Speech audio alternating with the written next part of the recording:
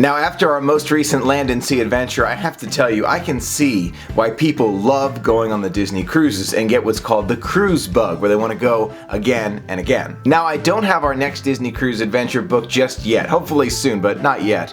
So instead, I wanted to make a video all about the first time experiences that I have and give you some tips and tricks if you're the first time cruiser on the Disney Cruise Line. Tip number one, when you book a Disney cruise, take a look at those staterooms and make sure you're picking one that you really want. Now, when I booked our Disney cruise, I chose Deck 5 midships. Deck 5 is pretty centralized and midships is middle of the ship. It was a really convenient location and I'm glad I thought about it in advance, but I could have easily chosen Deck 11 or Deck 7 and not really thought about it. So make sure you give it some thought when you're booking the deck and the stateroom that you want on the Disney cruise. I am so grateful to my friend for sending me this Disney Cruise Line lanyard here. You will definitely need one for your Key to the World card on the Disney cruise. This card is your key to the world, literally. It tells you where your evacuation zone is, what restaurant you're eating at each night of your cruise, the dinner time, and the table number. It's also a nice little keepsake to remember your cruise. Next up, you have to consider dining times. What time do you want to eat on the Disney cruise? I tried the earlier dining. We sat at 5:45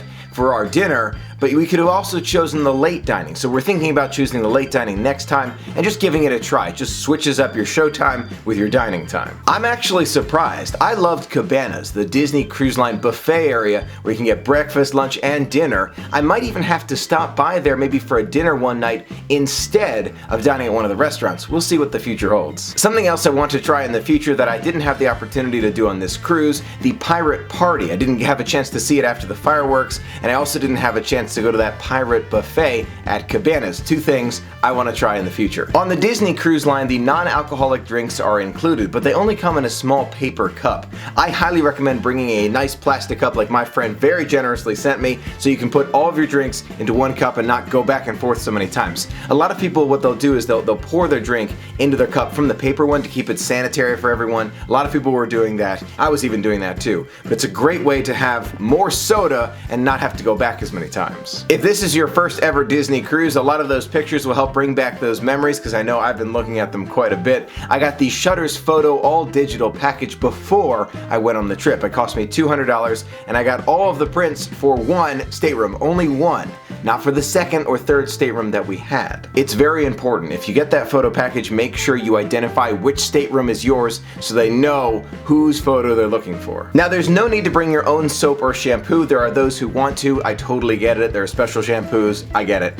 But they also provide you shampoos and soaps in your stateroom, and this is body lotion, so they have a lot of things for you. I would recommend bringing several different bathing suits. The reason is you're going to be in and out of water all day. So you're going to be maybe the adult jacuzzi, and then you're going to go to lunch and you want to change, then you want to go back in the Mickey pool, then you want to change again for dinner. So there's going to be a lot of times where you're going back and forth in and out of your bathing suits. So it's just something to consider, lots of them. If you want to experience the sail away party or the pirate party, you need to get there early. And I mean really early. I got there about 30 minutes in advance and it was definitely not enough time. So if you want to see these front row, you got to get there really early. When you first book your cruise, you'll have the opportunity to choose different activities and port adventures that you want to experience on your adventure. Choose these activities wisely. You want to make sure you have enough time for everything, you can see everything you want to see. And the great thing is once you arrive in your room, there'll be tickets automatically in your room with the adventure on them. If for any reason you lose your tickets or you can't find them, you can go to guest services, have them scan your Key to the World card,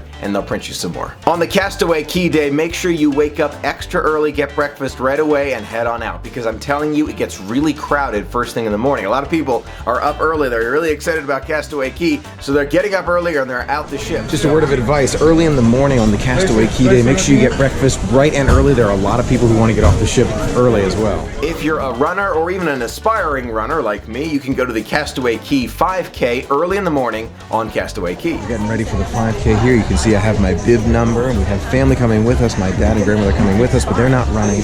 And Michelle, David, my mom, and myself are all going to run. You can sign up for it at guest services. They'll give you a bib so you can run. This is kind of a participation one for me because I participated, but I didn't do the full run. So next time, one of these times, I'm going to be doing the full Castaway Key 5K. That's the problem though. You're not given enough time on Castaway Key, so I don't know if I want to spend it all running. I'll figure it out. Now, if you're like me and love taking pictures and video while you're on vacation, especially in a water vacation on the beach, I do recommend going for for an action camera. They are nice and they will record your adventure. But that being said, the GoPro and other action cameras aren't quite as good as other cameras that you can get. So is using your phone a viable option? I say yes, absolutely, and all it takes is a waterproof case. I use this life-proof case. You may have noticed in the vlog, I swapped out my phone in this case during water adventures. That way I was able to get pictures and still have my phone with me to communicate with family and use the GoPro for all of the vlogging, so it worked really well. So GoPro is great, but it's kind of expensive. A life-proof case or a waterproof case for your phone, also a great option. And by the way, there are other cases besides life-proof to protect your phone,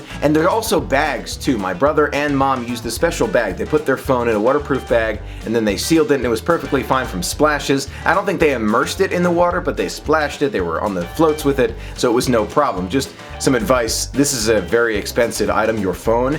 I would recommend getting as good a waterproof case as possible for your very large investment. Just some advice. If you have a stateroom with a veranda, make sure you keep that veranda door to your room closed. I made that mistake during our cruise. I opened the veranda door, I didn't close it. I went out the main door to the stateroom into the hall. I opened it and it slammed shut with the wind. So make sure you close it after every time you go in and out. Now, if you've never been on a cruise before, you may not know if you feel a little nauseous with the back and forth of the ship known as seasickness. There are a few solutions to seasickness, including Dramamine, a special pill that you take. There's also a patch you can put behind your ear along with some special oil, and a sea-band which you wear around your wrist, and it is supposed to help. Michelle, what are we feeling right now?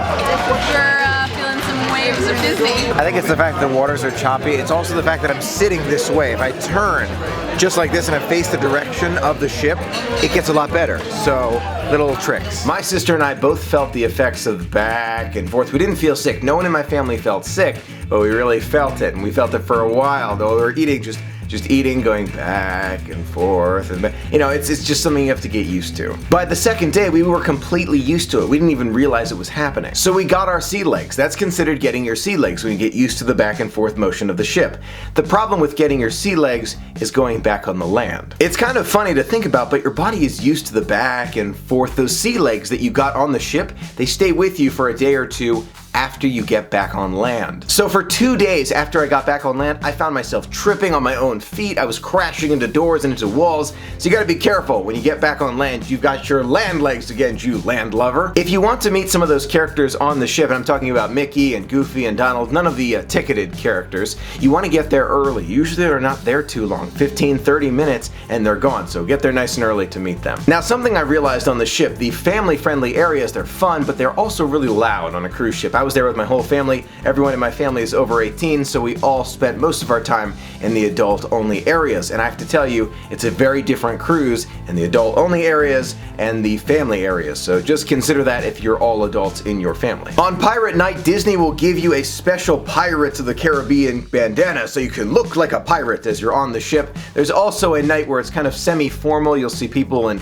not suits and tuxes, but semi-formal, so collared, button-down shirts. It's optional, but it's fun. Now, if you just want to stick with that bandana, that is perfectly fine, but if you want to dress up more, you will not be alone. I saw lots of people dressed up as pirates on Pirate Night on the Dream. Now, inside your stateroom, there's a special card slot that's used to turn on all of the power in the room. That means that if you're out of the room and there's no card in the slot, the power will be turned off. Just keep that in mind. If you're thinking about charging electronics while you're not there, a card needs to be inserted and you have to leave the power switch on for it to continue charging. Just some thoughts. And no, it does not need to be your key to the world card. It can be any credit card or gift card size card. One thing I completely forgot to do is pick up merchandise on the cruise. I was telling myself I'm going to do it later. I'm going to pick up a lot of things later. I got things in mind, and by the time we got to port, all of the stores closed. Everything closes when you get to port, so make sure you buy what you want to buy when you are sailing at sea. Otherwise they will be closed and you'll have to wait to the next cruise like me to buy your merchandise. On the last day of the cruise, you have to leave really early. I mean like super early. So make sure you're up early so you can enjoy a little bit of breakfast at Cabanas to say goodbye to the beautiful cruise ship. As your trip starts to come to an end, there are two ways to get your luggage off the cruise. You can take it out yourself, or you can send it ahead with the cruise ship cast members and they will leave it at the customs entrance for you to pick up. In order to have Disney take the luggage off the ship, you have to have it out of your room the night before. I think we had to have ours out by 10 o'clock at night so they can get them out there. So remember to take everything you need for the next morning out of your bag so that you can use it and then take it out with you. Your first Disney cruise is definitely an exciting experience. It's overwhelming at points, but it's really, really exciting. So just remember to relax, take it easy, and enjoy your vacation. You cannot see everything. You can't. I did not see everything. I hope to go back soon and see more of what's on the Disney Dream, and then I want to go on the magic, the wonder, the fantasy. There are so many things I want to experience in the future on the Disney Cruise Line. So just remember to relax, have fun, and enjoy yourself. Now, did you find this video helpful, and are you planning on going on your first ever Disney cruise really soon? Let me know in the comments below. I would love to hear from you. Thank you so much for being a part of the magic with me. Until next time, have a magical day.